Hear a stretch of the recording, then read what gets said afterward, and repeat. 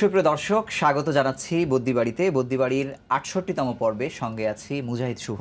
আজ আমরা কথা বলবো অটিজমের জানা অজানা নিয়ে। এ বিষয়ে কথা বলতে আমাদের স্টুডিওতে উপস্থিত হয়েছেন দুজন বিশেষজ্ঞ চিকিৎসক।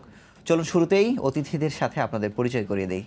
আমার ডানে অর্থাৎ প্রথমে আছেন বঙ্গবন্ধু শেখ মুজিব মেডিকেল বিশ্ববিদ্যালয়ের institute for pediatric neuro disorder and অটিজমের পরিচালক অধ্যাপক ডাক্তার শাহিন আক্তার, এবং এরপরে আছেন বিএসএমএম-এর শিশু নিউরোলজি বিভাগের সহযোগী অধ্যাপক ডাক্তার কানিজ ফাতেমা। আপনাদের দুজনকেই বুদ্ধিবাড়িতে আসবার জন্য আন্তরিকভাবে অভিনন্দন জানাচ্ছি। আর দর্শক, আপনারা আমাদের এই অনুষ্ঠান সরাসরি দেখছেন www.facebook.com/সময়নিউজ.tv-তে। এখানে ফেসবুক কমেন্টের মাধ্যমে অনুষ্ঠান সম্পর্কে মতামত দিতে পারেন, পাশাপাশি চিকিৎসকদের সাথে সরাসরি কথা বলতে ফোন দিতে পারেন 02967006 নম্বরে। আমন্ত্রিত অতিথিরা আপনাদের গুরুত্বপূর্ণ প্রশ্নের উত্তর দেওয়ার চেষ্টা করবেন। দর্শক, আর দেরি নয়, চলে যাচ্ছি মূল আলোচনায়। আমি প্রথমেই ডক্টর শাহিন আক্তার আপনার কাছে জানতে চাইবো যে আসলে অটিজম নিয়ে আমাদের মোটামুটি জানাশোনা ধীরে ধীরে তৈরি হচ্ছে, তারপরে যদি আমরা একটু সহজভাবে জানতে চাই যে অটিজমটা আসলে কি। অটিজমটা প্রথমেই যেটা বলবো যে অটিজম কোনো রোগ নয়। অটিজম হচ্ছে এমন একটি সমস্যা যেখানে শিশুদেরই বলি যে তাদের সামাজিকভাবে যোগাযোগের ক্ষেত্রে একটা সমস্যা হয়। এছাড়া মৌখিক অমৌখিক ক্ষেত্রে যোগাযোগ করার সমস্যা হয়। আর এছাড়া থাকে একটা বলা যায় যে পুনরাবৃত্তিমূলক সীমাবদ্ধ আচরণ, খেলাধুলা, এই সব কিছু মিলেই অটিজম। আচ্ছা, আমি যদি জানতে চাই যে আসলে এই অটিজমের সংখ্যা আমরা আগে যা শুনতাম, এবার সবশেষে এসে শুনলাম 47,000 একটা পরিসংখ্যান সমাজ কল্যাণ মন্ত্রণালয় থেকে দেয়া হলো। এটা বাড়ছে কিনা নাকি ডায়াগনোস হচ্ছে বেশি, আসলে কোনটা বলা যায়? আসলে এটা বলাটা খুব কঠিন, দুটোই বলা যায়। যেমন আগে আমরা অটিজম তেমনভাবে ঠিক জানতাম না, ডায়াগনোসিসটা করা যেত না।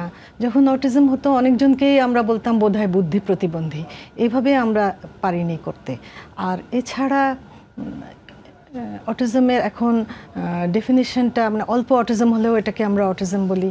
আর একটু বাড়ছে মনে হয় যে কিছু পরিবেশগত কারণ থাকতে পারে যেখানে দেখা যায় যে হয়তো বাড়ছে। কাজে দুটোই বলা যায়। একটা হচ্ছে আমরাও জানছি, মানুষকে আগে অনেকে লুকিয়ে রাখতো কারণ যেহেতু জানতো না অটিজম কি। দুটো মিলে বলা যায় দুটোই কারণ। এখন দেখছি আসলে মানুষ বলে ফেলে খুব সহজে। আমরাও আজকে দেখলাম যে খুব সহজেই বলছে যে আমার সন্তান তো অটিজম। সেটা আগে তো এটা ছিল। ধন্যবাদ। আমি আপার কাছে যাব যে আসলে আমরা যদি একটু ভেতরে যাই যে আসলে কেন আসলে অটিজমটা হয়, এই মানে কারণটা আসলে কি? অটিজমের আসলে কারণ সম্পর্কে এখনো আমাদের এখন সুনির্দিষ্ট আমরা কারণ এখনো জানতে পারিনি। তবে এখন পর্যন্ত যত গবেষণা হয়েছে সেখান থেকে আমরা বলতে পারি যে মূলত জেনেটিক বা বংশগত কারণে অটিজম হয়। এছাড়া আমাদের যে এখন পরিবেশের যে দূষণ হচ্ছে, এনভায়রনমেন্টাল যে চেঞ্জগুলো হচ্ছে, সেগুলোও কিন্তু অটিজমের জেনেটিকের পাশাপাশি এগুলোও একটা কারণ হিসাবে চিহ্নিত করা হচ্ছে। এছাড়া প্রতিনিয়ত আমরা সামাজিকভাবে চলছে যেভাবে, সেখানে দেখা যাচ্ছে প্রতিদিন আমাদের খুব স্ট্রেসের উপর দিয়ে যাচ্ছে। যখন গর্ভাবস্থায় মা যদি এখন স্ট্রেসের শিকার হয় অথবা পরবর্তীতেও যদি স্ট্রেস থাকে, সেগুলোও অটিজমের একটা কারণ হিসাবে এখন চিহ্নিত করা হচ্ছে। তবে সামগ্রিকভাবে এই সবগুলো কারণের সমন্বয়েই অটিজম হয়। অনেক সময় দেখা যায় যে কোনো শিশুর মধ্যে হয়তো অটিজমের কিছু কিছু বৈশিষ্ট্য ছিল, এরপরে এনভায়রনমেন্টাল কিছু চেঞ্জের কারণে, যেরকম আমরা এখন যেটা দেখছি যে আজকালকার শিশুরা গ্যাজেটসে খুবই আসক্ত হয়ে যাচ্ছে, টেলিভিশন আসক্ত হয়ে যাচ্ছে, ইউটিউব দেখছে। একটা দিনের একটা উল্লেখযোগ্য সময় তারা একটা ওয়ান ওয়ে কমিউনিকেশনে আছে। যেরকম আগে যে আমরা যে পরিবারে যে দেখতাম দাদা দাদি থাকতো, মাঠে গিয়ে খেলতো, ছোট শিশুরা যেটা থাকতো খালা মামা সবাই একটা পজিটিভ একটা ইনফ্লুয়েন্স ছিল। এখন কিন্তু সেটা নেই। একটা হচ্ছে একটা ছোট ছোট সংসার হয়ে গিয়েছে, ছোট ছোট পরিবার। এটা একটা কারণ যে দেখা যাচ্ছে ওরা ওয়ান ওয়ে কমিউনিকেশনে বেশি সময় কাটাচ্ছে।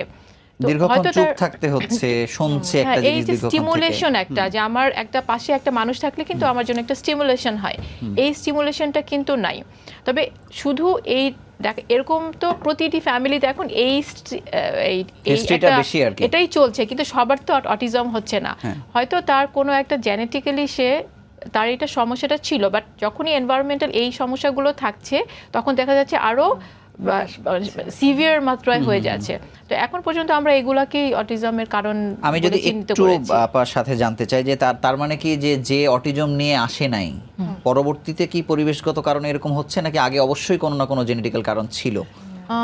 আসলে এটা আমরা ফুললি বলতে পারি না, কারণ প্রতিটি অটিজম বৈশিষ্ট্য সম্পন্ন শিশুর কিন্তু জেনেটিক টেস্ট হচ্ছে না। আমরা যদি আসলে এরকম একটা লার্জ স্কেল একটা গবেষণা হতো তাহলে হয়তো আমরা এই ব্যাপারে একটা কমেন্ট করতে পারতাম।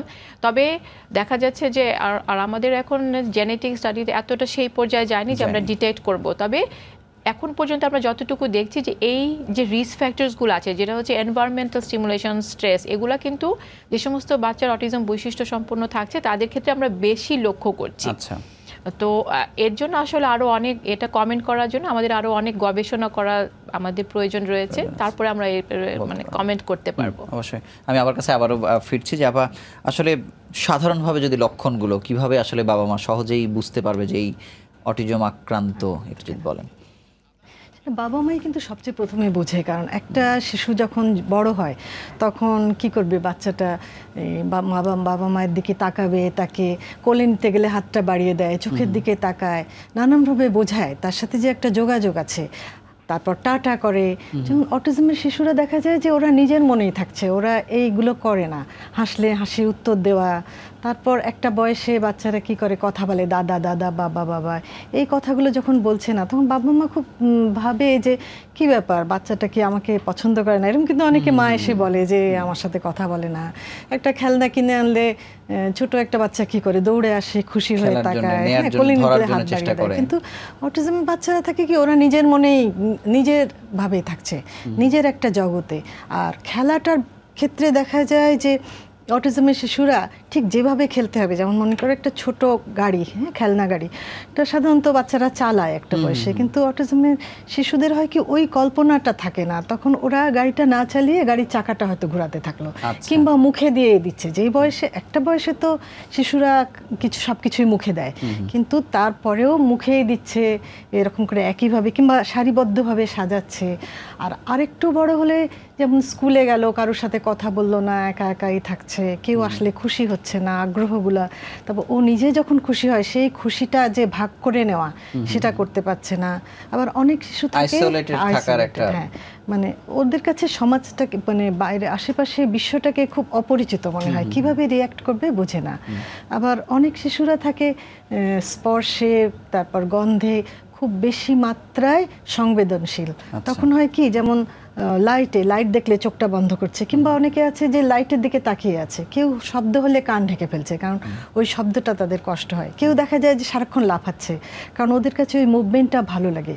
এইভাবে বাবা মা যদি দেখে যে আমার শিশু এইভাবে চলছে, নর্মাল অন্য শিশুগুলোর মতো নয়, তখনই তাদের মনে সন্দেহ হবে যে কিছু একটা সন্দেহটা করা দরকার। কারণ বাবা মাকেই প্রথমে এগিয়ে আসতে হবে, এবং তখনই তারা বিশেষজ্ঞের কাছে যাবে যে আমার শিশুটা তো এরকম জিনিসগুলো দেখছি।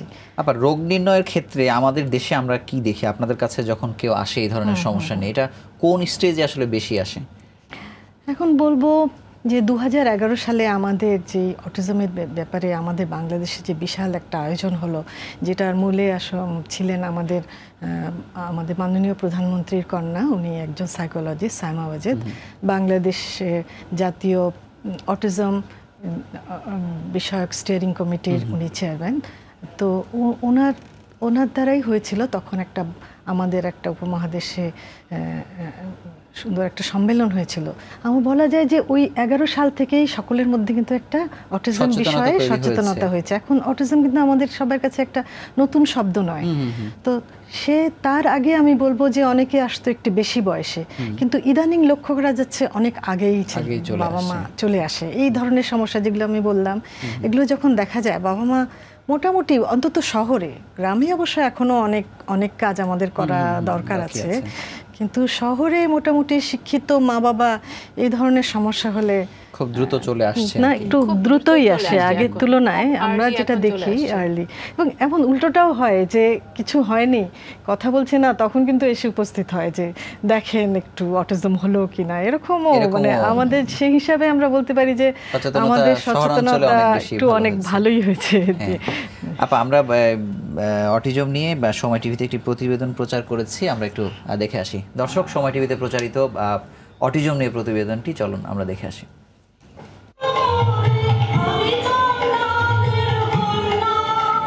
নাচ, গান আর অভিনয়ে সমানভাবে পারদর্শী অটিস্টিক সুস্মি। পড়াশোনায় অমনোযোগী হওয়ায় শিক্ষকরা তার ভেতরে লুকিয়ে থাকা গুণগুলোকে আলোর সামনে এনেছেন কৌশলে। তাই তো সে তার প্রতিভার স্বাক্ষর রেখেছে দেশের বাইরেও। আমরা হংকংয়ে নাটক করতে গেছিলাম, ভালো পারফরমেন্স করেছি আর 2টো পুরস্কার পেয়েছিলাম। অটিস্টিকদের মন ও মননের দিকে তীক্ষ্ণভাবে নজর দিলে সমাজের মূলধারায় ফিরিয়ে আনা যায়। তবে এই লক্ষ্য নিয়ে অটিস্টিকদের কারিগরি শিক্ষায় প্রশিক্ষিত করতে কাজ করছে হাতে গোনা কয়েকটি কারিগরি শিক্ষা প্রতিষ্ঠান।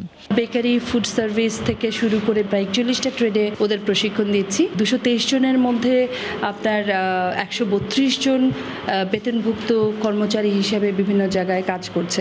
আমরা যা তৈরি করি এগুলি আমরা বিভিন্ন মেলায় বিক্রি করি। এই ইপনাতে ভর্তি হওয়ার পরে আমার বেবিটা অনেক ডেভেলপ হচ্ছে, আর টিচাররা যারা আছেন তারা তো যথেষ্ট সহযোগিতা করেন। চিকিৎসকরা বলছেন অটিজম জিনগত সমস্যা হলেও পরিবেশগত কারণে এর প্রকোপ বেড়ে যায় ব্যাপকভাবে।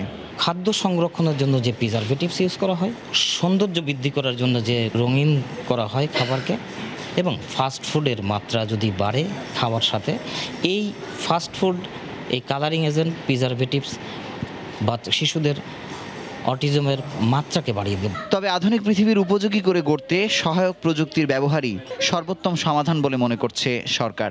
এমনভাবে প্রযুক্তিটা তাদের ব্যবহার উপযোগী করতে হবে, যেমন সহজ, যেমন যাতে তারা ইন্টারনেটটা সহজে ব্যবহার করতে পারে। তারপর সহায়ক প্রযুক্তি ব্যবহার করে তারা ডেইলি লিভিংয়ে যে কাজগুলো সেগুলো যেন এই কম্পিউটারেই শিখতে পারে। তারপরে কম্পিউটার ডিজিটাল কমিউনিটিতে তারা যেন একজন অংশ হিসেবে থাকতে পারে। অটিজমের ৮০ থেকে ৯০% বৈশিষ্ট্য জন্মের 2 বছরের মধ্যে প্রকাশ পায় এবং 3 বছর পূর্ণ হবার আগেই তা সম্পূর্ণরূপে প্রকাশ পায়। চিকিৎসা বিজ্ঞানীরা বলছেন, শিশুর মস্তিষ্ক বিকাশের প্রথম দিকেই অটিজম নির্ণয় করা গেলে চিকিৎসার মাধ্যমে অনেকাংশেই তা কমানো সম্ভব। মুজাহিদ শুভ, সময় সংবাদ, ঢাকা। দর্শক, প্রতিবেদনটি দেখলেন। আমি আপার কাছে জানতে চাইবো যে এই যে আমার রিপোর্টেই যদি আমরা দেখি যে শিক্ষা, যেমন ছোটবেলাতে এক ধরনের শিক্ষা, আবার কারিগরি শিক্ষার কথা অনেকে জোর দিচ্ছেন, আসলে এই দু ধরনের শিক্ষার কথা যদি আমরা বলি, কতটা কার্যকরী, কোনটা আসলে কিভাবে মানুষকে প্রশিক্ষিত করছে যারা আক্রান্ত? যেসব শিশুর অটিজম বৈশিষ্ট্য রয়েছে তাদের জন্য আসলে মেইন স্ট্রিম যে এডুকেশন, ওটা একটু কঠিন হয়ে যায়। এজন্য তবে কিছু কিছু শিশু আছে যে খুবই খুবই ভালো একটা পারফরমেন্স করে, তো এরকম শিশুর সংখ্যা কিন্তু এখনও কম।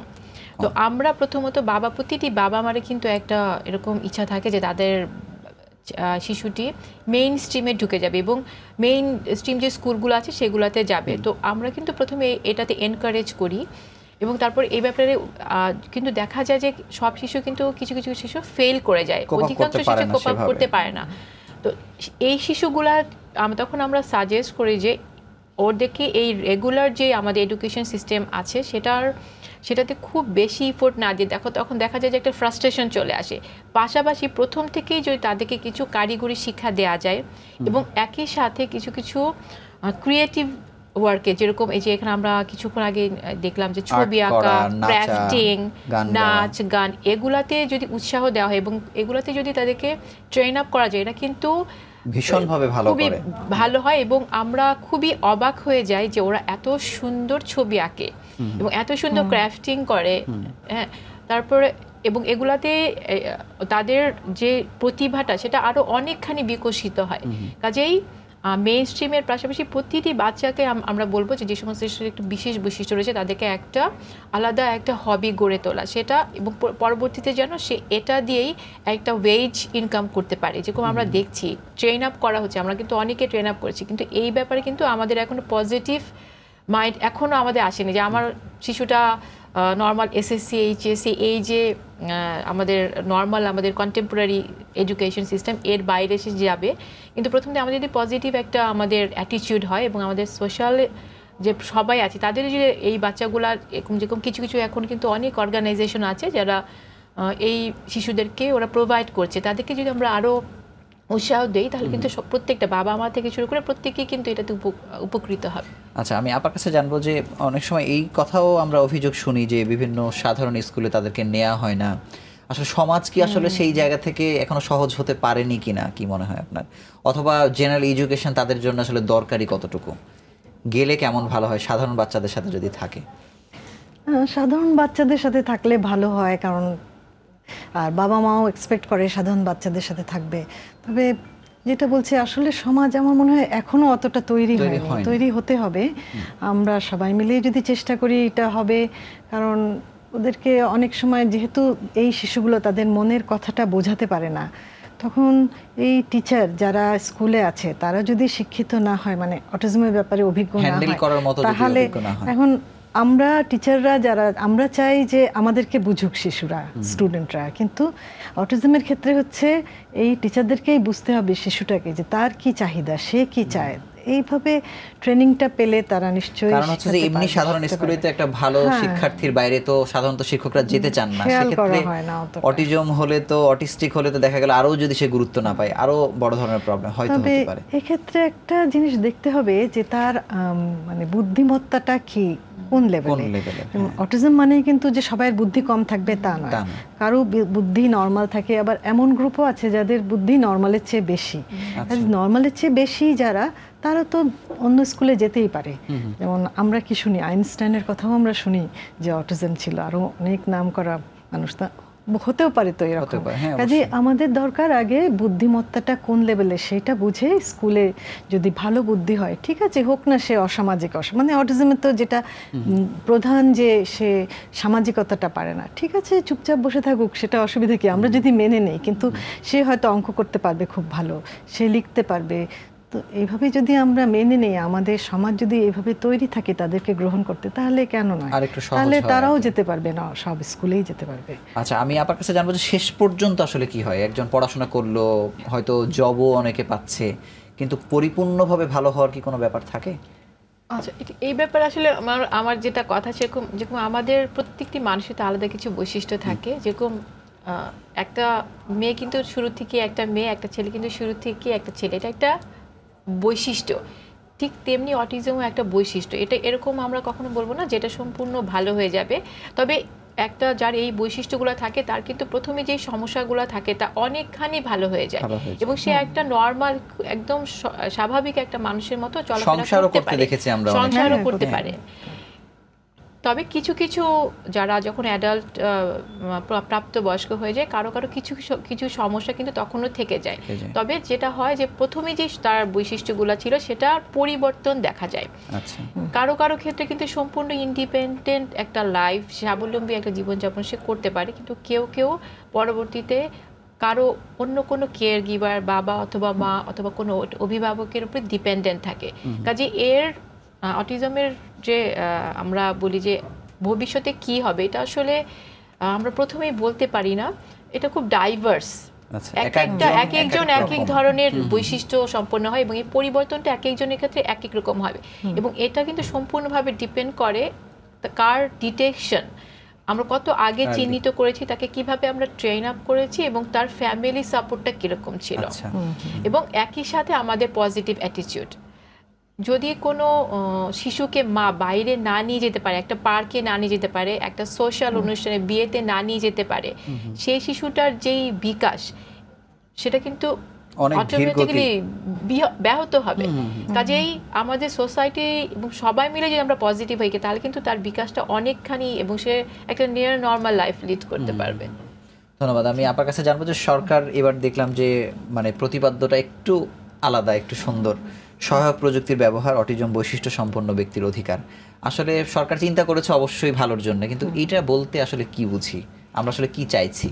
এটা বলছি যেমন এখন বর্তমান বিশ্ব একটা প্রযুক্তিময় বিশ্ব, আমরা দেখি যে প্রযুক্তির ব্যবহার প্রত্যেকে করে, সবাই করে, এবং এই শিশু এবং অটিজম বৈশিষ্ট্য সম্পন্ন যারা, তাদেরও এই অধিকার আছে, কাজে তাদেরকে তো আমরা বাদ দিলে হবে না। সেক্ষেত্রে আমাদের প্রযুক্তিটাই এমন হতে হবে যে ওদের সাথে ফ্রেন্ডলি একটা বৈশিষ্ট্য হতে হবে, যেন সহজে তারা বুঝতে পারে, ব্যবহার করতে পারে। এবং এই প্রযুক্তি ব্যবহার করে তারা তাদের অনেক সময় অটিজমে দেখা যায় যে তারা কিন্তু অনেক কথা বলতে পারে না, কারোর সাথে মেলামেশা করতে পারে না, কিন্তু তাদের মনের মধ্যে অনেক কিছু আছে। কাজে আমরা যদি তাদেরকে শিখিয়ে দিই, তারা হয়তো কম্পিউটারে লিখে রাখতে পারে যে আমার এটা মনে হচ্ছে, এভাবে তাদের মনের কথাটা প্রকাশ করতে পারে। এবং তখন আমরা দেখব যে তাদের মনের মধ্যে কত কিছু আছে, অনেক কিছু, অনেক অনেক আমরা এরকম দেখেছি খুব ভালো বই লিখেছে। তো আমরা এইভাবে আমরা প্রযুক্তিটা করব যেন তারা ব্যবহার করতে পারে। তাছাড়া এই প্রযুক্তিটা তারা প্রতিদিন ব্যবহার করতে পারে, শব্দগুলো শিখতে পারে, প্রযুক্তির মাধ্যমে তাদের প্রয়োজনগুলোকে অন্যজনকে বোঝাতে পারে। তারপর এখানে মেডিসিন, টেলিমেডিসিন ব্যবহার করতে পারে। এই প্রযুক্তিটাকে এরকম হতে হবে। আর যেটা বলছিলাম যে ওরা ডিজিটাল, ওরা অন্যজনের সাথে প্রযুক্তির মাধ্যমে ফেসবুকই বলি, এটা ফ্রেন্ডলি হতে পারে, তাই না? যেহেতু ওরা অটিজমে কিন্তু এমন না যে তারা ফ্রেন্ডশিপ করতে চায় না, চায় কিন্তু পারে না। তো আমরা যদি প্রযুক্তিটা এত সহজ করে দেই যাতে ওরা এই কাজটা পারে। কারণ কথা বলার সময় তো বাধা থাকতে পারে, কিন্তু লেখালেখির সময় তো সেই ধরনের বাধা থাকে না। কিন্তু আমরা দেশের বাইরের কথা যদি চিত্র আমরা দেখি, যে সেখানে প্রযুক্তি কতটা অ্যাডপ্ট করতে পেরেছে এই শিশুরা, সেই সম্পর্কে কিছু না, সেটা কিন্তু আমরা অনেক জায়গায় দেখেছি তারা সেটা পারে, ব্যবহার করতে পারে। যেটা আমি বললাম যে লেখাগুলো এই প্রযুক্তি ব্যবহার করে এই কাজগুলো চালিয়ে যেতে পারে। আবার আরেকটা প্রযুক্তি ব্যবহার করে আমরা কিন্তু ডায়াগনোসিসও করতে পারি। আমাদের দেশেই এখনই রিসার্চ হচ্ছে যেটা প্রযুক্তি ব্যবহার করে প্যারেন্টসদের কাছ থেকে, বাবা মার কাছ থেকে জানবে যে শিশুটার কতটুকু উন্নতি হয়েছে, কি করছে। এই প্রযুক্তিগুলো এখনই, এই রিসার্চগুলো শুরু হয়েছে। মনে হয়। ধন্যবাদ। আপনার কাছে জানবো যে একটা কথা শোনা যায় যে একটি শিশু অটিস্টিক হলে পরবর্তী শিশুর ক্ষেত্রে এই ধরনের আশঙ্কা থাকে, এটা কতটুকু সত্য, অথবা আসলে কারণটা কি? প্রথমত আমার অভিমত হচ্ছে যে সংসারে একটি মাত্র শিশুর অটিজম আছে, সে সংসারে আসলে আরেকটা শিশুর আসা দরকার। কারণ হচ্ছে সবসময় ওকে সাপোর্ট দেওয়ার জন্য, একসাথে খেলার জন্য, সোশ্যালাইজেশনের জন্য খুব দরকার। হ্যাঁ, আমাদের কিন্তু আমাদের প্যারেন্টসরা আমাদের কাছে অনেক সময় এই শঙ্কা নিয়ে আমাদের কাছে আসেন যে পরবর্তী শিশুটিরই হতে পারে কিনা, অটিজম হতে পারে কিনা। এই যে এটার পার্সেন্টেজটা খুবই কম, মাত্র 4 থেকে 5% শিশুর একই ফ্যামিলিতে প্রথম বাচ্চাটা অটিজম হলে পরবর্তী শিশুটির অটিজম হওয়ার চান্স রয়েছে। কাজেই আমি বলবো যে 5% আসলে খুবই কম, চান্সটা খুবই কম রিকারেন্সের রেট। সেই ক্ষেত্রে আমাদের সেই পরিমাণে আসলে ভয় পাওয়ার দরকার নেই। তবে কিছু কিছু জেনেটিক সিচুয়েশন থাকে যে ক্ষেত্রে রিকারেন্স রেটটা অনেক বেশি হয়। সেই ক্ষেত্রে আমাদের তত্ত্বাবধায়ক করি যে চিকিৎসক রয়েছে তার পরামর্শ অনুযায়ী পরবর্তী শিশুটিকে নেওয়ার ব্যাপারে চিন্তা করতে হবে। আচ্ছা, ধন্যবাদ আপা। আমি জানবো যে একটু যদি চিকিৎসার প্রসঙ্গে আসে, আমরা লক্ষণ, কারণ অনেক কিছুই জানলাম, যে এখন প্রচলিত চিকিৎসা অথবা আধুনিক চিকিৎসা কি হচ্ছে আসলে অটিজমের জন্য? প্রথম কথা হলো যে অটিজমের জন্য ওরকম কোনো চিকিৎসা নাই, কারণ যেহেতু এটা একটা রোগও নয়, এমন কোনো ওষুধ নাই, কোনো যুগান্তকারী কোনো ওষুধ তৈরি হয়নি যেটা খেলে অটিজম ভালো হয়ে যাবে। অটিজমের যে কোর সমস্যা যেটা বলা হয় সেটা হয় না ভালো। কিন্তু অটিজমের সাথে অনেক সময় অন্য কিছু থাকে, যেমন অন্য আচরণগত সমস্যা থাকতে পারে। অনেক সময় বলা হয় অতি চাঞ্চল্য, অমনোযোগিতা, যত ADHD আমরা যেটা বলি, ইপিলেপসি থাকতে পারে, ঘুমের অনিদ্রাজনিত এই সমস্যা থাকে, অনেক সময় পেটে কষা হয়। এই সমস্যাগুলো অটিজম খুব ক্ষেপে যায়, চুল ছেড়ে এরকমও দেখা যায়। সেই সব ক্ষেত্রে অবশ্যই আমাদের ওষুধ ব্যবহার করতে হবে। এছাড়া অটিজমের যে চিকিৎসা সেটা হলো এডুকেশনাল চিকিৎসা, মানে থেরাপি, এডুকেশন এবং বিহেভিয়ার, এই দুটোই মেন। এবং এডুকেশনটা দেবে এক একটা শিশুর, যেহেতু আগেই আমরা বলছি যে এক একটা শিশু এক এক রকম, কিংবা এক একটা প্রাপ্তবয়স্ক এক এক রকম। তো এটা হচ্ছে তার কি সমস্যাগুলো আছে সেটা দেখে ইন্ডিভিজুয়ালাইজড, একই রকম না চিকিৎসাগুলো, বিভিন্ন প্রত্যেকটা ব্যক্তির জন্য আলাদা কোর্স এই চিকিৎসাগুলো। এবং খুব শুরু থেকে এই চিকিৎসা চালালে অটিজমের অনেক সমস্যার সমাধান কমানো যায় আর কি। আর কিছু থাকে যেমন যেই বিহেভিয়ারগুলো আমরা চাই না, আনওয়ান্টেড বিহেভিয়ার, এগুলো যদি চিকিৎসা করা যায় বিহেভিয়ার থেরাপির মাধ্যমে, তাহলে অটিজমের শিশু কিংবা প্রাপ্তবয়স্ক যেই বলি তাদের জন্য তাদেরকে সমাধান করা যায়, তাদের সমস্যাগুলো দূর করা যায়। কিন্তু আপা এটা রাজধানীর চিত্র হয়তো একরকম, কিন্তু প্রত্যন্ত অঞ্চলে মানে কত পার্সেন্ট শিক্ষা প্রতিষ্ঠান পর্যন্ত আসতে পারলো অথবা কতজন আসলে বাড়িতেই থাকলো, এরকম কোনো আসলে রেশিও আছে কিনা? যারা প্রত্যন্ত অঞ্চলে আছে তারা আসলে কি করতে পারে? আসলে এই কথা বলাটা খুব কঠিন। প্রত্যন্ত অঞ্চলে আছে তো অবশ্যই আছে, আমরাও অনেক সময় দেখেছি, কিন্তু আমি নিজেও প্রত্যন্ত অঞ্চলে অনেক সময় আমার যাওয়ার সুযোগ হয়েছে। তো সেখানে দেখি এখনো অনেকে অটিজম ঠিক বুঝে না। অটিজমটা যাদের থাকে, যেটা আমরা শুরুতেই বলছিলাম, ওরা ভাবে যে এটা বুদ্ধি প্রতিবন্ধী। আবার অনেক সময় এটাও হয় যে অটিজমে যেহেতু চুপচাপ থাকে, অনেকে বাবা মা ভাবে যে ভালোই তো চুপচাপ আছে, থাক, কোনো দরকার নেই, কোনো ট্রিটমেন্টের দরকার নেই। তাদের জন্য আসলেই খুব কঠিন। তবে যেভাবে আমাদের দেশে, বাংলাদেশে আমরা আমাদের সরকারি পর্যায়ে এবং বেসরকারি পর্যায়ে যেসব উদ্যোগ দেখছি, আমার মনে হয় অচিরেই আমরা পৌঁছে যাবে এখানে। আমরা আশা করি যে প্রত্যন্ত অঞ্চলের শিশুরাও এই সেবাগুলো পাবে। আশার কথা শুনলাম, একটু হতাশার কোনো কথা আছে কিনা, প্রতিবন্ধকতা আছে কিনা, আসলে আরো কি করা দরকার বলে আপনার কি মনে হয়? আসলে আমরা যতই এগিয়ে যাচ্ছি ততই আমরা আসলে অনেক ধরনের প্রতিবন্ধকতা ফিল করছি, যেটা আমরা এইমাত্র বললাম যে আসলে আমাদের ঢাকার বাইরে গেলেই দেখা যাবে যে স্পেশাল স্কুলগুলো এবং যে সমস্ত সার্ভিস সেন্টারগুলো খুবই অপ্রতুল। তো এক্ষেত্রে আসলে এক হচ্ছে আমাদের এত তো স্পেশাল স্কুল করা সম্ভব না, কারণ একটা স্পেশাল স্কুলের জন্য আমাদের যে পরিমাণ এক্সপার্ট ম্যান পাওয়ার দরকার সেটা এখন পর্যন্ত আমাদের নেই। তো আমরা একটা জিনিস করা যায়, সেটা হচ্ছে যে আমাদের নর্মাল যে প্রাইমারি স্কুলগুলো আছে সেখান থেকে যদি আমরা একজন বা দুজন শিক্ষককে স্পেশাল এডুকেশন, যাদের বিশেষ বৈশিষ্ট্য সম্পন্ন বা যে সমস্ত শিশু প্রতিবন্ধী আছে তাদের এডুকেশনের জন্য আমরা ট্রেন আপ করতে পারি, তাহলে কিন্তু আমরা একটা বড় জনগোষ্ঠীকে আমরা সার্ভিস দিতে পারবো খুব অল্প খরচে। কারণ আমাদের ডিস্ট্রিক্ট লেভেলেও আমাদের একটা স্পেশাল স্কুল করার জন্য আমাদের এখন আমরা অনেকখানি পিছিয়ে আছি। ঢাকার বাইরে অনেক জায়গায় স্কুল আছে, ঢাকাতে তো আছেই, বাট ঢাকার বাইরে অনেক আছে, বাট এখন পর্যন্ত আমরা যেই গতিতে আগাচ্ছি হয়তো একটা বিশাল জনগোষ্ঠীকে আমরা সাপোর্ট দিতে পারবো না। এটা তো একটা সমস্যা। আর আরেকটা হচ্ছে আমাদের ট্যাবুসগুলো, যে আমরা বারবারই এই অ্যাওয়ারনেস প্রোগ্রামগুলো করি, কারণ যেন আমাদের প্রথমেই বাচ্চারা ডিটেকশনের জন্য আমাদের কাছে আসে, সার্ভিস সেন্টার্সগুলোতে আসে। তো বেশিরভাগ ক্ষেত্রে অনেক ক্ষেত্রেই আমরা দেখি যে বাসার মানুষটাই বলছে যে কথা বলছে না, কথা তো বলবে, ওর চাচাও তো দেরি করে কথা বলেছিল। এই অ্যাওয়ারনেসটা আমরা খুবই আশাবাদী, কারণ এখন এত বেশি অ্যাওয়ারনেস হয়েছে এই অটিজমের ব্যাপারে।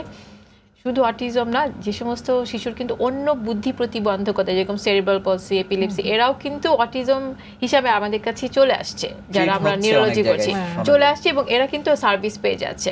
তো অ্যাওয়ারনেস আমাদের অনেকখানি হয়ে গেছে, আরও আমরা আশা করি যে আরও বেশি হবে।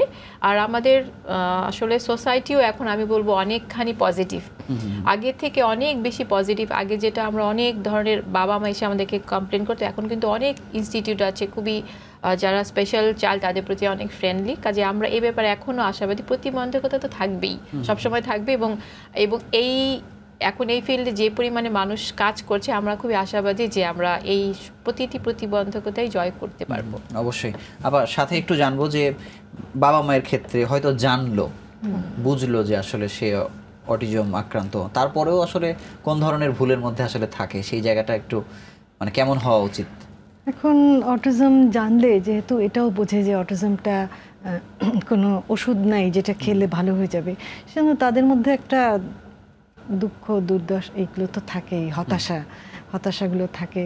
আবার অনেকে কাজেই ভুল পথে অনেকে যায়। কেউ হয়তো বলল যে এটা একটা ভালো ওষুধ আছে, এইভাবে অনেক সময় প্রতারণার শিকারও হয়। সেই প্রতারণাগুলো কি একটু যদি আমাদের দর্শক জানা দরকার আসলে। হ্যাঁ, এরকম অনেকে বলে যে এই ওষুধটা খেলে ভালো হয়ে যাবে, এবং দেখা যায় যে বাইরে থেকে অনেক কষ্ট করে সেই ওষুধটা আনা হয়। কিছু কিছু স্কুল, যদিও আমার বলা উচিত না কথাটা, কিন্তু এরকম কিছু মানুষ আছে যারা বলে যে এইখানে রাখেন, 3 মাসের মধ্যে কি 6 মাসের মধ্যে একদম ভালো করে দেব, প্রচুর একটা অঙ্কর টাকা নিয়ে নেয়। এগুলো তো খুব সমস্যা হয় বাবা মা। পরেতেই সেই 6 মাস যখন কেটে যায় তখন দেখে আসলে তো হচ্ছে না। এই ভুল পথে যাওয়াটা একটা সমস্যা। আর অনেকে আবার উল্টোটা হয় যে লক্ষণগুলো গোপন করে রাখে, বলেই না যে একটা অটিজম আছে, ভাবে যে কি জানি শিক্ষিত মানুষদের মধ্যেও অনেক হয় আসলে। কারণটা কি যে অনেকে ভাবে যে এটা বোধহয় মায়ের কথাই বেশি বলে, যে মায়ের কারণে হয়েছে কিংবা বাবার কারণে কিংবা এই ফ্যামিলিটাই একটা বিপথে চলছে, সেই জন্য এটা একটা অভিশাপ।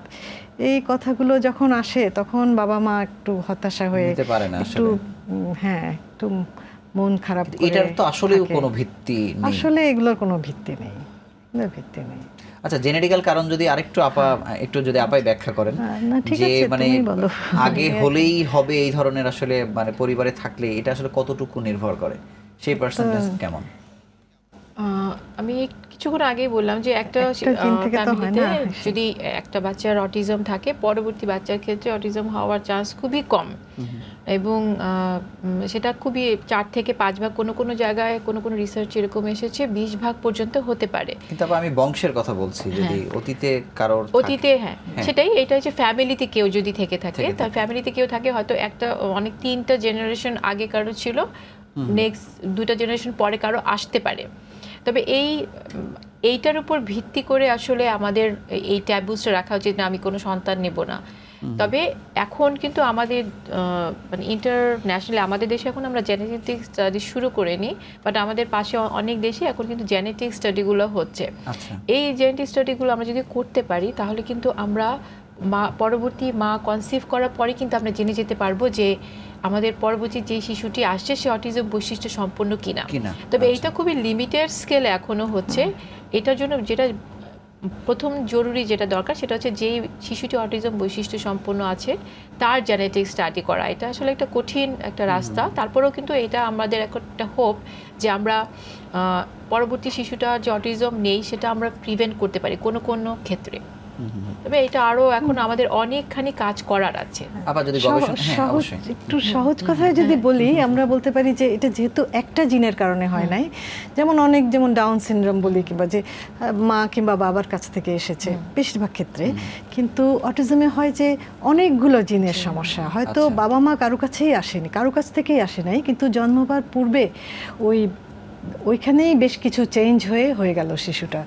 অর্থাৎ এইরকম ডাইরেক্টলি বাবা কিংবা মা কারো কাছ থেকে আসে নাই, সেইটা তো আর আমরা ঠেকাতে পারবো না। এখন সেটা পরিবেশগত কারণেই হয়তো ওই জিনটা জন্মাবার ঠিক আগেই হয়ে গেল না, কাজে এটা বলা কঠিন যে মা কিংবা বাবা কিংবা আমরা খুবই সম্প্রতি শুনছি একটি স্টেম সেলের কথা শোনা যাচ্ছে আসলে অটিজমের চিকিৎসার সাথে। দেশেও কেউ এটা নিয়ে কথা বলছে, ইন্টারন্যাশনালি আমরা শুনছি। আসলে এটার সত্যতা অথবা কতদূর কার্যক্রম চলছে অথবা আসলে কোনো সফলতা পাওয়া গেছে কিনা? স্টেম সেল ট্রিটমেন্ট তো আসলে অনেক রোগের ক্ষেত্রেই ব্যবহার করা হচ্ছে, এবং আমরা যতদূর জানি যে এটা এখন পর্যন্ত এটা রিসার্চ স্টেজে আছে। এটা এখন পর্যন্ত কিন্তু ইমপ্লিমেন্টেশন স্টেজে যায়নি। যেগুলো এখন পর্যন্ত আমরা বাইরের দেশে এখন কিছু হচ্ছে, সেটা এখন পর্যন্ত রিসার্চ স্টেজে আছে, এবং এটা খুবই এক্সপেন্সিভ একটা ট্রিটমেন্ট। কাজেই সব কিছু মানে এত একটা খরচের একটা ব্যাপার, তো সেক্ষেত্রে এটা যাওয়ার আগে যদি আমরা আমাদের সবসময় এরকম অ্যাডভাইস থাকে যে এরকম এখন ট্রিটমেন্টে না যাওয়া, কারণ এটা তো বলা যায় না যে স্টেম সেল দিয়ে কিউর হয়ে যাবে। কাজে অনেকে আছে হয়তো যারা নিজের সন্তানের জন্য তো যেভাবেই হোক একটা যতই ব্যয়বহুল হোক সবাই চেষ্টা করে, কিন্তু এটা বলা যায় না যে এটা করলে ভালো হয়ে যাবে। কাজে এটা যেহেতু পরীক্ষিত নয় এখনো এটা বলতে পারছি না, কাজে এটাকে আমাদের বলাই উচিত না, ট্রিটমেন্ট মডালিটিতে আসলে রাখা উচিত না। আচ্ছা আপা, আমরা শেষের দিকে এসেছি, আমরা জানবো যে আসলে উন্নত বিশ্ব আসলে এই বিষয়ে কি ধরনের অগ্রগতি হয়েছে, সেই জায়গা থেকে আমরা আসলে কত দূর করছি আর কি, যদি একটু কোনো পার্থক্য আছে কিনা? আসলে পার্থক্য এইভাবে বলা যায় যে উন্নত বিশ্বের সুবিধাগুলো অনেক বেশি, তারা জেনেটিক লেভেলে যেভাবে রিসার্চ করতে পারছে এবং এই রিসার্চ চলছেই, প্রতিদিনই মানে আমরা দেখি যে নানান ধরনের কথা আসছে, এটা হলে হয়, এটার থেকে কম হয় না, এই ধরনের কথা না, সেগুলো যেমন উন্নত বিশ্বে যত সহজ রিসার্চগুলো করা, আমাদের তো কিছু লিমিটেশন আছে এই রিসার্চের ক্ষেত্রে। তারপরেও আমাদের দেশও থেমে নেই, আমাদের দেখা যাচ্ছে অনেকেই রিসার্চ করছে, বিভিন্ন ধরনের রিসার্চ, কোনো খাওয়া থেকে হচ্ছে কিনা, এনভায়রনমেন্ট থেকে হচ্ছে কিনা, জেনেটিক রিসার্চও আমাদের দেশে হয়েছে, পলিউশন থেকে যেমন লেডের উপর থেকে হচ্ছে কিনা, ভিটামিনের উপর রিসার্চ আমাদের দেশেও হচ্ছে। আচ্ছা আপা, আমি একদম শেষ প্রশ্নই যদি আপনার কাছে জানতে চাই যে এই যে গবেষণাগুলো রিসেন্ট হচ্ছে, সেখানে আসলে নতুন ফাইন্ডিংসগুলো কি কি? এই যে পরিবেশগত যে একটা কথা আমরা শুনছি, কোন কোন কারণে মাত্রাগুলো বাড়ছে, একটু যদি বিস্তারিত বলেন। আমরা রিসেন্ট যে গবেষণাগুলো হয়েছে সেগুলোর ক্ষেত্রে আমরা যেগুলো দেখতে পাচ্ছি, একটা হচ্ছে বাবা এবং মায়ের বয়স, যেই বয়সে গর্ভধারণ করেছিলেন সেই বয়সটা, কিছু কিছু রিসার্চ এরকম লিঙ্ক পাওয়া গেছে, বাবার বয়স যদি 55 অথবা 50-এর বেশি হয়, মায়ের বয়স যদি 35-এর বেশি হয়, সেক্ষেত্রে অটিজমটা বেশি পাওয়া যাচ্ছে। এখনও এটা ফুললি প্রুভেন না, বাট এটা বেশি পাওয়া যাচ্ছে, এটা এক নাম্বার। আরেকটা হচ্ছে যে অ্যাডভান্সড এডুকেশন, এটাতে দেখা যাচ্ছে এটা খুবই লিঙ্কড আপ না, তবে আমার ধারণা এখানে এটার সাথে স্ট্রেসের একটা সম্পর্ক আছে। তারপরেও এখন কিন্তু এটা খুব বেশি লিঙ্কড, কোনো কোনো দেখা যাবে যে কোনো কোনো রিসার্চ এটা আবার দেখা যাচ্ছে এরকম পাওয়া যায়নি, হ্যাঁ এরকম পাওয়া যায়নি, কাজে এটা আসলে ফুললি প্রুভেন না। আর এছাড়া যেটা দেখা যাচ্ছে, যদি মা যখন গর্ভাবস্থায় ছিল তখন যদি মায়ের কোনো অসুখ থাকে, যেরকম মায়ের যে কোনো জ্বর থাকে, এবং গর্ভে এবং বাচ্চার জন্মের পরবর্তী সময়ে যদি একটা অসুখ থাকে, যেরকম অনেক সময় জন্ডিস হয়, দেরি করে কাঁদে, বা এই যে রিস্ক ফ্যাক্টরসগুলো আছে সেগুলো যদি থাকে, তাহলে শিশুদের মধ্যে অটিজমের প্রবণতাটা বেশি পাওয়া যায়। তবে এই যে এখন পর্যন্ত যে গবেষণাগুলো হয়েছে সেগুলো থেকে কিন্তু ফুললি কোনোটাতে এরকম প্রুভে না যে এটার জন্যই হয়েছে, সব প্রতিটার শেষে স্ক্যাটার্ড, এবং শেষে যখন ইনফারেন্স টানা হচ্ছে তখন বলা হচ্ছে যে আমরা মানে এখানে বেশি পাওয়া গেছে, কিন্তু এর জন্য আরো লার্জ স্কেলে আমাদের গবেষণায় যাওয়া দরকার। আমাদের যেমন গবেষণাটাই ছিল না, আমরা একটা গবেষণা করেছি 30টা ডিস্ট্রিক্টে, খুব আর্লি এজে, ওখানেও কিন্তু দেখা গেছে যে মায়েদের এরকম যে যাদের মা খুব মানে প্রিটার্ম বাচ্চাগুলো হয়েছে, ওজন কম ছিল, আর এডুকেশনের কথা বললো, এটা এরকম ডাইরেক্টলি পাওয়া যায়নি, কিন্তু দেখা যায় যে ফাস্ট ফুড যারা খায় সেটার সাথে একটা সম্পর্ক থাকতে পারে। এমনকি আমি এক জায়গায় দেখছিলাম ডেঞ্চার যেটা ব্যবহার করছে, তখন যেই কেমিক্যালসগুলো ব্যবহার করলো, কিছু কিছু মাছ যখন প্রিজারভেটিভ দিয়ে সেই মাছটা রাখা হলো, এবং এইটা কথাও আছে, মানে যে ইয়োগার্টের কথাও আছে, যখন ওখানে যে কেমিক্যালসটা ইউজ করছে সেখান থেকে হতে পারে। তারপর ডায়াবেটিস, মায়ের যদি ডায়াবেটিস থাকে জন্ম করেন, ওবেসিটির কথাও এসেছে, তো এইগুলো কিছুটা রিস্ক ফ্যাক্টর, তবে এগুলোর কারণে হয় টেস্টগুলো আরো বেশি মনে হয়, এগুলোর কারণে যে হচ্ছে তা নয়, তবে এগুলো রিস্ক ফ্যাক্টর হিসাবে থাকতে পারে, যে দেখা গেছে। আপনাদের দুজনকে ধন্যবাদ বুদ্ধিবাড়িতে এসে আমাদের দর্শকদের জন্য খুব সহজভাবে, একটু বলা যায় জটিল বিষয়ে সহজভাবে পরামর্শ দেওয়ার জন্য আবার আন্তরিকভাবে অভিনন্দন জানাচ্ছি। আপনাকেও অনেক ধন্যবাদ। আপনাকেও ধন্যবাদ, খুব একটা সময় উপযোগী একটা আলোচনার জন্য ধন্যবাদ। দর্শক, দীর্ঘ সময় ধরে আমাদের সাথে থাকার জন্য ধন্যবাদ। যাবার আগে আপনাদের আবারও জানিয়ে রাখছি, অটিজমের 80 থেকে 90% বৈশিষ্ট্য শিশুর জন্মের 2 বছরের মধ্যে প্রকাশ পায় এবং 3 বছর পূর্ণ হবার আগেই লক্ষণ প্রকাশ পায় সম্পূর্ণরূপে। তাই 3 বছরের মাঝে যদি আপনার শিশুর মধ্যে যোগাযোগের সমস্যা দেখা দেয়, সময় মতো কথা বলতে না শেখে কিংবা একই কথা বারবার বলে, চোখে চোখ না রাখে, সমবয়সীদের সাথে খেলতে অনাগ্রহ প্রকাশ করে, তাহলে অনতিবিলম্বে বিশেষজ্ঞ চিকিৎসকের শরণাপন্ন হন। আজ এ পর্যন্তই। আগামী শুক্রবার ঠিক রাত 8টায় স্বাস্থ্য সংক্রান্ত নতুন কোনো বিষয় নিয়ে হাজির হব বুদ্ধিবাড়িতে। সেই সময় পর্যন্ত সুস্থ থাকুন, নিরাপদে থাকুন আর সঙ্গে থাকুন সময়।